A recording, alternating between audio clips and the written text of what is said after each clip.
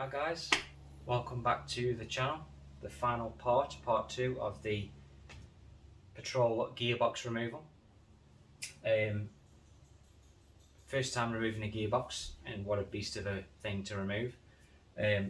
Probably wouldn't recommend doing it how I did it, just on the floor. This has got a 3-inch lift sitting on 35-inch tyres, and with the gearbox flat on the slab, it just, the top of the bow housing just cleared underneath the chassis rail. So it is an heavy gearbox, but I found the most difficult part of removing it was not so much the weight of it, it was awkward to maneuver, because you've got to rotate the gearbox for the starter motor hump on the bow housing to clear the transmission tunnel, to drop it down. So you sort of got to rotate it back so it'll release from the spline, because what I was finding is no matter how much I'd rotated it, I was pulling it back, the input shaft was just catching 10mm on the flex plate splines, and in the end I ended up going around the front and just pushing it up with my feet and backwards, and then it swung free. So I've tried to film as much of it as I could along the way, so we'll roll the time lapses and yeah, enjoy. Right guys, so this is the situation I find myself in.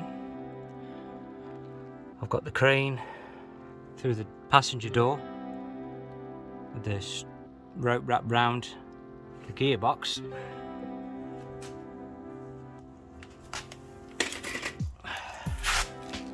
And then what we've got under here, I've removed the 4 bolts off each side of the cross member. You can see there, the 4 bolts missing there. Strap that in the centre as best I can. It's not catching on anything, it's gone straight through, straight around the gearbox casing, and the crane is actually now taking the weight of it. Bought myself a little creeper from Supercheap. Just makes, oh, it turns into a little seat as well, which is pretty handy for working on bikes. Just makes crawling under there a hell of a lot easier. Alright, let's try and lower this down.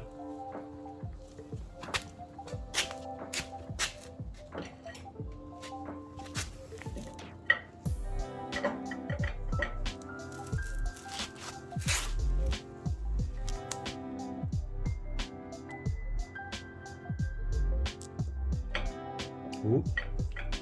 Steady. Whoa, shit. Alright. Lock that off. Let's see where I am with the bolts now. Alright guys, so at that gap there, I think I can just about get to, I may have to drop it a touch more, but I think I can just about get to the 2 top bow housing bolts. I was thinking under here, I've just had a look and they seem okay. You see there the engine mounts, so you can see the engine mounts. I was thinking of loosening a couple of the bolts off each side. See, that's it, that's the engine mount there I'm shining the light at. But looking at it, it's not too bad, it looks alright, so I'm not going to go and loosen them off. I think I'll be able to get it at that.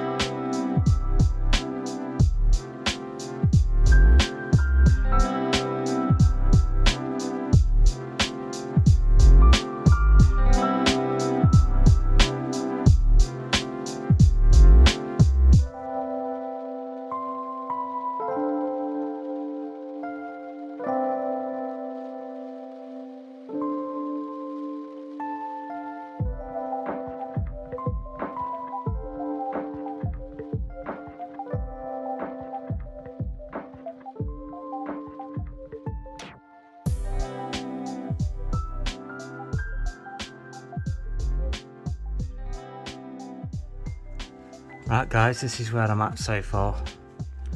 I'm having an absolute nightmare. I just cannot seem to get this to split from it. I've dropped the back all the way down as low as it can, and it's sort of tilting the engine upwards. As you can see in there's the, you can see or not, I don't know, hang on. You can see there's the bearing splines on the end of there. It's just, you sort of got to turn the engine a bit to get this like starter motor hump, because I think Nissan thought for some good reason that so you could get the gearbox out really easy, they would just put the transmission tunnel bulk bit right where the starter motor housing is. So you almost got to tilt this gearbox, but when I'm tilting it, it's just still not coming out.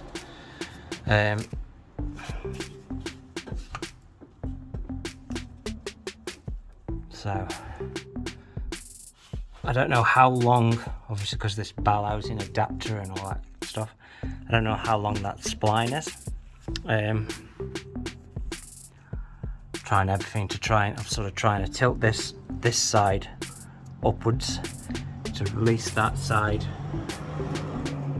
where it's on the starter motor housing. There, where I've sort of knocked it a bit there, and I knew I was going to be in trouble because I saw the marks on it beforehand. So, right guys, progress update. So look how far I've got it back out, and I dropped it, it got down, but then it was sitting on one of the little fingers of the clutch. So I've dropped it, I've sort of got it down as far as I can this side, and pretty much trying to just pull it out at that. There's not much holding on for it now, but it's just a pain in the arse with this bulkhead over here, just in that gap. Let me show you. Just here, there's just no room. Try and twist it. Trying to twist it out. Because I've twisted the gearbox bloody 90 odd degrees, and still it's on that. It's not far off. I'm not going to give in. I've got to get it. It's got to come out surely. I'm sort of like lowering. I've got this bottle jack on this front bit here because it was catching on the little fingers of on the flex plate. As it dropped down, the spindle was sat on one of the little flex plate fingers. So I had to jack it back up, and touching it now, it feels like it's just touching on one now. So if I just jack this bit up at the front and then try and push it back again. Right guys, he's off. Finally. So, what happened was, literally, I'd got, let's see if I can get in and show you. So basically, the little fingers splines on this flex plate here, two of them was just sitting right on the edge of there, and it was butt up against the bulkhead there. You can see all the marks. So basically just give it a bit of a kick, put a bit of pressure on it from the front diff, sort of lay underneath and just pushed it with my foot and popped it straight off. So I'll get it out now. Oh, such a relief. Cheers guys.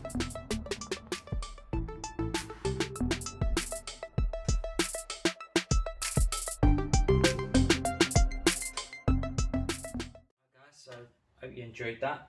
A little bit of entertainment for you, watching me struggle trying to get this beast of a gearbox out. So I think video for next week, I'll start stripping the gearbox down. We'll have a look at the damage on that 5th gear, see what had failed, and then we'll look at ordering some new parts and stuff for it. I know already I need the bearing carrier and bearing for the thrust bearing, because that's all buggered, so I think they're about 60 bucks, so we'll definitely be ordering one of them. Yeah, so join us for the next series, which will be the gearbox rebuild. Cheers guys.